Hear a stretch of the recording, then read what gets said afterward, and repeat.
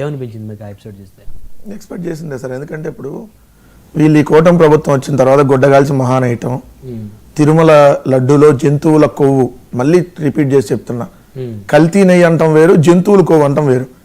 తిరుమల లడ్డులో జంతువుల కొవ్వు కలిసిందని ముఖ్యమంత్రి గారు మాట్లాడటం, దాన్ని సమర్థిస్తూ ఉప ముఖ్యమంత్రి పవన్ కళ్యాణ్ గారు అవును 1,00,000 లడ్డూలు తయారు చేసి అయోధ్య కూడా పంపించాం ఈ జంతువుల కొవ్వుతో అని చెప్పటం, దాని మీద వాళ్ళు ఎంత రాద్ధాంతం చేశారో, ఏ విధంగా హిందూ మత భక్తుల్ని ఏదైతే ఒక ఇదిగా తీసుకొని వెళ్ళి ఒక మతాన్ని కించపరిచేట్టుగా మాట్లాడారు, ఇవన్నీ చూసాం.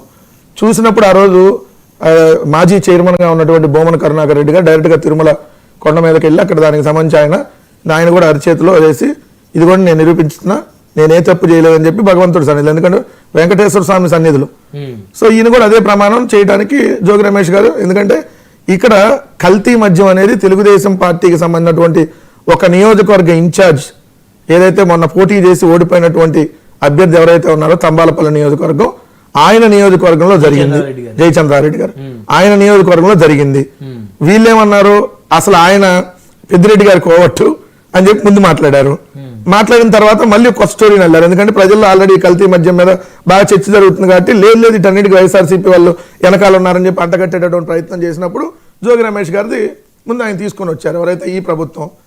ఇప్పుడు నిన్న కూడా మీరు పత్రికలు చూస్తే ఆయన 2 మొబైల్ ఫోన్లు, ఒకటేమో ఆఫ్రికాలో వదిలేసి వచ్చాడంట, ఒకటేమో ముంబైలో వదిలేసి వచ్చాడంట. మరి వీళ్ళేమో చాటింగ్లని లేదంటే ఏదో ఫోటోలని వాళ్ళతో వీళ్ళతో చాటింగ్లని వీళ్ళు రిలీజ్ చేస్తున్నారు. మరి ఎక్కడి నుంచి వస్తుంది? సో ఇదంతా ఒక కట్టు కదా. ఏదైతే ఇక్కడ జోగి రమేష్ గారికి అసలు జనార్దన్ రావు గారికి పరిచయం ఉండొచ్చు, ఒకే కాలనీలో ఉంటుంది. సో దానికి కల్తీ మద్యానికి దీనికి జోగి రమేష్ గారికి సంబంధం లేదనేది ఆయన మొదటి నుంచి చెప్తా ఉన్నారు. దానికి సంబంధించి ఆయన ఈరోజు ప్రూవ్ చేసుకున్నారు. మరి ఇదే కూటమిలో ఉన్నటువంటి సిట్ అధికారుల లేదా జనార్దన్ రావు ఉన్నాడుగా, ఆయన తీసుకొని వస్తారా? మరి కోర్టు పర్మిషన్ అడిగి ఆయన కూడా తీసుకొని వస్తారా? మరి వీళ్ళందరూ చెప్పాలి కదా. సో దీన్ని ఏమంటారు, ఇది అసలు పొలిటికల్ యాంగిలే కాదంటారు మహేష్ గారు. నాకు ఆశ్చర్యం కలిగింది, పొలిటికల్ యాంగిల్ కాకుండా ఎట్లా అయింది అంటే ఆయన ఏమన్నారంటే కోర్టుకి ఎమోషన్స్ తో పని లేదు, ఎవిడెన్స్ తోనే పని అనేది వారు అంటారు. చెప్పండి సార్, 16 నెలల క్రితం మా మీద ఇల్లు ఆరోపణలు చేశారు. ఏమని? మద్యంలో ఏదో కుంభకోణం జరిగిపోయింది, 3,500 కోట్లు కుంభకోణం, అదిగో డబ్బంతా బెంగళూరులో దాచారు, అదిగో డబ్బులంతా తాడేపల్లి ప్యాలెస్ లో, అదిగో మొత్తం రాజకేశ్వర రెడ్డి దగ్గర, అదిగో మొత్తం ఆ 11 అట్టపెట్లో 12 ఏది ఆయన ఎవరు, ఆయన పేరు చిత్తూరు జిల్లాకు చెందినటువంటి మన చెవిరెడ్డి భాస్కర్ రెడ్డి గారికి కనపడింది, వెంకటేష్ నాయుడు. అవును, డబ్బులు కట్టలు పెట్టి అవుతున్న వీడియో కాల్ మాట్లాడింది కూడా. రియల్ ఎస్టేట్ వ్యాపారం డబ్బులు, ఓకే రియల్ ఎస్టేట్ వ్యాపారం చెప్పారు. అసలు ఆ ఫోనే ఓపెన్ చేయలేదు మొన్నటిదాకా వాళ్ళు. మొన్న కోర్టు పర్మిషన్ ఇచ్చింది ఫోన్ ఓపెన్ చేసుకోవడానికి. సరే వాళ్ళ భార్య కంప్లైంట్ చేసింది, మా ఆయన ఫోన్ ఓపెన్ చేయకుండా వీళ్ళు చేశారని చెప్పి చేస్తున్నారని చెప్పి. మరి ఏమైంది ఇప్పుడు? ఆ 12 కోట్లు, ఆ 11 కోట్లు వాళ్ళు ఏమన్నారు, రిజర్వ్ బ్యాంక్ ఆఫ్ ఇండియాకి చెప్పమని చెప్పి వీళ్ళే కోర్టులో కేసేశారు కదా. మరి ఆల్రెడీ 3 నెలలు అయింది, అది ఏమైంది? మీరే చెప్తారు. రోజు ఆరోపణలు, గుడ్డగాల్చి మహానేయటం, జైల్లో పెట్టేయటం, కేసులు పెట్టేయటం, అరెస్ట్ చేయటం, తర్వాత వెళ్ళి ఆడ కోర్టు ముందు చేతులు కట్టుకోవడం ఈ పోలీసు వాళ్ళు. సిట్ అంటే ఏంటి? స్పెషల్ ఇన్వెస్టిగేషన్ టీం పేరుకి. కానీ ఇక్కడ సిట్ ఏంటి? CIT SIT, Chandrababu Naidu investigation team. So ఎవడో జగన్మోహన్ రెడ్డి గారు అధికారంలో ఉన్నప్పుడు సరే ఉంటే మీరు చెప్పండి. నేనేమన్నాను, ఇదిగో మీరు పలానా తప్పుడు కేసు పెట్టారు, ఇప్పుడు ఎందుకు? నేను ఒకటే సింపుల్గా, మేము 2 అంశాల మీద సిబిఐ ఎంక్వైరీ అడుగుతున్నాం, పైన కూడా మీరే అధికారంలో ఉన్నారు. ఒకటేంటి, మీరు మా మీద ఆరోపణలు చేసినటువంటి మద్యం కుంభకోణం, దానికి మేము సిబిఐ ఎంక్వైరీ సిద్ధంగా ఉన్నాం, ఇవ్వండి. లేదు 2014 నుంచి ఇప్పుడు 25 దాకా అంటే చంద్రబాబు నాయుడు గారి పరిపాలన, జగన్మోహన్ రెడ్డి గారి పరిపాలనలో జరిగినటువంటి మద్యం అమ్మకాలు, మద్యం పాలసీ, మద్యానికి సంబంధించినటువంటి బ్రాండ్లు, ఏది మీరు అన్న ఏ స్పెషల్ స్టేటస్లో ఏదేదో ప్రచారం చేశారు కదా, అన్నిటి మీద సిబిఐ ఎంక్వైరీకి మేము సిద్ధం. మీరు ఎందుకు భయపడుతున్నారు? 2 ఇప్పుడు కల్తీ మద్యం విచ్చలవిడిగా రాష్ట్రంలో ఏర్లైపారుతుందని తెలుసు. సాక్షాత్తు తెలుగుదేశం పార్టీ అధికార పత్రికలు ఏం రాస్తున్నాయి, ఒక్క తంబాలపల్లి నియోజకవర్గంలోని 1000 బెల్ట్ షాపులు ఉన్నాయని రాశారు. మరి ఏ ఒక్క బెల్ట్ షాప్ మీద ఎందుకు చర్యలు తీసుకోవాలి అప్పటి వరకు? ఇదే కొలికిపూడి శ్రీనివాసరావు గారు ఎమ్మెల్యే నారాయణ స్కూల్ పక్కన ఉన్న బెల్ట్ షాప్ దగ్గరికి వెళ్ళారు, మీరు చూశారు కదా, మనం డిస్కస్ చేసాం. విచ్చలవిడిగా ఏర్లైపారుతుందన్న సంగతి రోజు పత్రికలు మనం చూస్తున్నాం. మీ నియోజకవర్గంలో కూడా ఉన్నాయి, ఆల్మోస్ట్ ఆ నియోజకవర్గంలో కూడా ఉన్నాయి. చెప్పాలంటే అక్కడికక్కడ విచ్చలవిడిగా పారుతున్నాయి. మరి ఏం చర్యలు తీసుకున్నారు? 2వ అంశం వచ్చేటప్పటికి ఈ జయచంద్రారెడ్డి ఎంతకు ఎక్కడ? అసలు కీలకమైన వ్యక్తి ఎవరో జయచంద్రారెడ్డి కదా. ఇతను ఇప్పుడు వరకు మీకు దొరకలేదా? ఇతను ఎందుకు? మీరే రాస్తారు పత్రికల్లో, ఆల్రెడీ విదేశాల నుంచి బెంగళూరు వచ్చేసాడు, బెంగళూరులో ఏడో ఉన్నాడని. మరి లుకౌట్ నోటీసులు ఇప్పుడు వరకు ఎందుకు ఇవ్వాల? ఆయన ఆఫ్రికాలో ఉన్నప్పుడు ఆఫ్రికా నుంచి లుకౌట్ నోటీసులు ఇవ్వాలి కదా మీరు. మరి ఇప్పుడు ఈ ఎవరైతే ఈ జనార్దన్ రావు అనేటటువంటి వ్యక్తి ఇట్లా దర్జాగా నడుచుకుంటా వచ్చినటువంటి వీడియో మనం చూసాం ఎయిర్పోర్ట్లో. అంటే ఆయన వస్తున్నాను వీళ్ళకి ఫోన్ చేసి ఇన్ఫార్మ్ చేసి డైరెక్ట్గా వచ్చి పోలీసులకి ఇదైంది మనం చూసాం. అంటే దీన్ని బట్టి మనం అర్థం చేసుకోవాల్సింది ఏందని, జనార్దన్ రావుని అక్కడ ముందు పెట్టి మొత్తం సిట్టు చేత ఒక కట్టు కథలు ఇచ్చి వైఎస్ఆర్ కాంగ్రెస్ పార్టీ మీద దుష్ప్రచారం చేయాలని IVRS కాల్స్ కూడా చేశారు వీళ్ళు. సో దాని మీద కూడా కంప్లైంట్ ఇవ్వడం జరిగింది.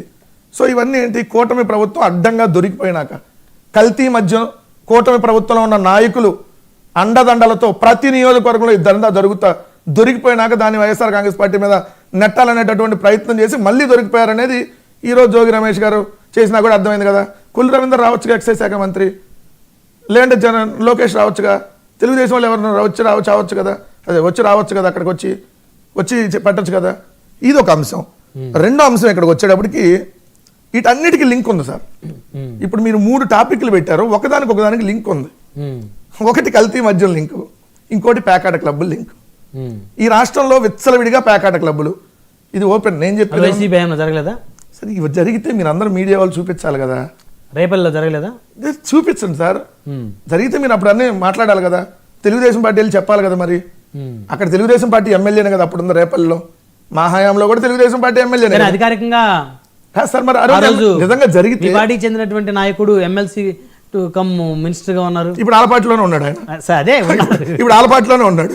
మరి అట్లాంటివి చేస్తే మన ఆయన ఎందుకు తీసుకున్నారు వాళ్ళ పార్టీలోకి?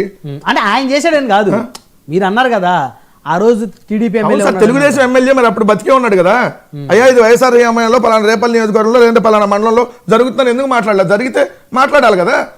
సో పేకాట క్లబ్బులు ఈరోజు విచ్చలవిడిగా ఉన్నాయి, మా హయాంలో లేవని చెప్తున్నా. అందుకని మొత్తానికి మీరు ఉండుంటే మా మీద గుడ్డగలిచి మహానేసేటటువంటి మీడియా చాలా ఉన్నాయి కదా సార్, ఎందుకు వదిలేవాళ్ళు? సో ఈరోజు స్వయంగా మంత్రుల నియోజకవర్గాల్లో ప్రతి ఒక్క నియోజకవర్గంలో పేకాట క్లబ్లు, ప్రతి నియోజకవర్గంలో 20-25 చోట్ల నడుస్తున్నాయి సార్ పేకాట క్లబ్లు. 20-25 చోట్ల 500 కోట్లు రోజుకు ప్రతి నియోజకవర్గంలో ఉన్నాయి. ప్రతి నియోజకవర్గం, మళ్ళీ నోట్ దిస్, మంగళగిరి ఏంటి, పిఠాపురం ఏంటి, అన్ని నియోజకవర్గాల్లో 500 కోట్లు ప్రతిరోజు జోద వ్యాపారం నడుస్తుంది. శని ఆదివారాల్లో వచ్చేటప్పటికి 1200 కోట్ల వ్యాపారం జరుగుతుంది. వారానికి 3900 కోట్ల వ్యాపారం. మరి ముఖ్యమంత్రి కార్యాలయానికి తెలియకుండా, మంత్రులకు తెలియకుండా, పోలీసులకు తెలియకుండా, డీజీపీకి తెలియకుండా ఇంత వ్యాపారం జరిసిద్దా? మీరే చెప్పండి. దీనికి సంబంధించి ఇప్పుడు లేఖ రాశారన్నారు. నియోజకవర్గాలు, మీరు చెప్పిన నియోజకవర్గాలకు సంబంధించి ఆరోపణలు వస్తా ఉన్నాయి. అక్కడ ఎమ్మెల్యేలు, మాజీ ఎమ్మెల్యేలు మాట్లాడుతున్నారు. అసలు ప్రతి నియోజకవర్గంలో జరుగుతుందంటే ఆశ్చర్యం. 100% సార్. 175 సీఎం రమేష్ గారు ఏ పార్టీ ఎంపీ? ఆయన కడప జిల్లా కలెక్టర్కి లేఖ రాశాడు. మీరు మర్చిపోయారా? ఒకప్పుడు కడప జిల్లా కలెక్టర్కి లేఖ రాశాడు. జరుగుతుంది, కడప జిల్లా మొత్తంలో జరుగుతుంది, మొత్తం కూటమి కన్సర్న్లో నడుస్తుందని చెప్పి. ఎందుకు ఆయనకు అక్కడ వాటా అనలేదు కూడా రాశాడు. అది వేరే పాయింట్ అనుకోండి. రెండు, ఇక్కడ నేను క్లియర్గా అడుగుతున్నా, 14 నెలలుగా ఇక్కడ జరుగుతుందని చెప్పి వాళ్ళు ఆరోపణలు చేశారు.